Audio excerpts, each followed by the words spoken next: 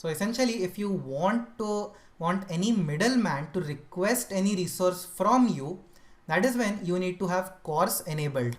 Okay, so in order to enable CORS, you need to add some headers to your response.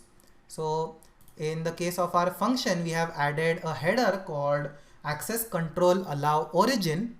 So it's fine if you have not understood it completely, but just keep in your mind that there is something called CORS and it can allow or decline network requests. Okay, so with this we have created an email checker function.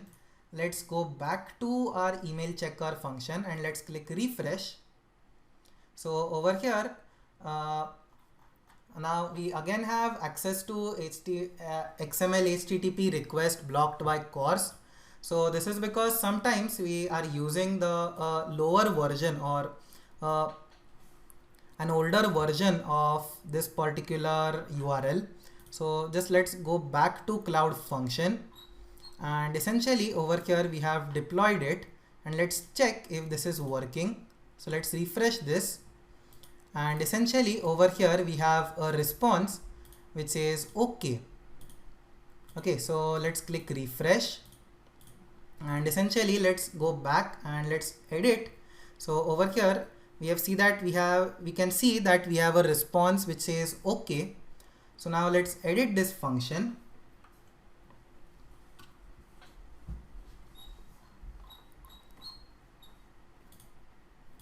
And let's open this. So essentially over here, after we have deployed the entire function, now after we have created the response variable, we also want to return the response. Okay, so with this we have returned the response, and now let's again click on deploy. Okay, so with this we will be deploying the email checker function. So ultimately all that you need to understand right now is that we have created a function, a cloud function, and this function just checks if the email which you have entered is right or wrong, or is valid or not valid. Okay, so with this let's also create a method which will be called after clicking a particular button. So over here, after clicking this particular button, we need something to happen. Okay, so to do that, in the button tag you can type in on click. So over here we have on click, and inside on click we have the name of a particular method. Okay, so in this case the method is button clicked. Okay, and now after declaring this particular method, now let's also write this particular method. So over here we have function, and then inside function now we have a function name which says button clicked. So now let's copy this and let's paste this here, and let's add curly brackets, and inside the body of this particular function, now let's simply type in a console.log statement.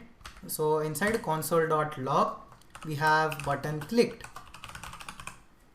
Okay, so essentially we have created a function where we get or we make request to a particular URL, and after making the request we get the response. So right now we have not called this function, but we have created a function which is invoked, or this function is called after we click a particular button. So over here inside this particular button we say on click we have button clicked.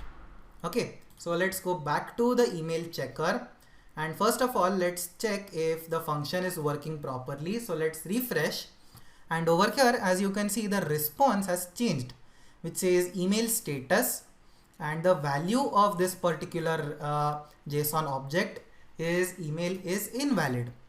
Okay, so this is cool. So right now let's go back to our HTML website. Let's refresh, and over here as you can see, we are getting a response which says email status, email is invalid. So essentially all that we have done until now is we have created a URL. We have made a request to this URL. This is just a boilerplate. It is completely fine if you don't understand it, but just keep in mind that there is one way of making a request to a certain URL, and this is the code which is required to do that.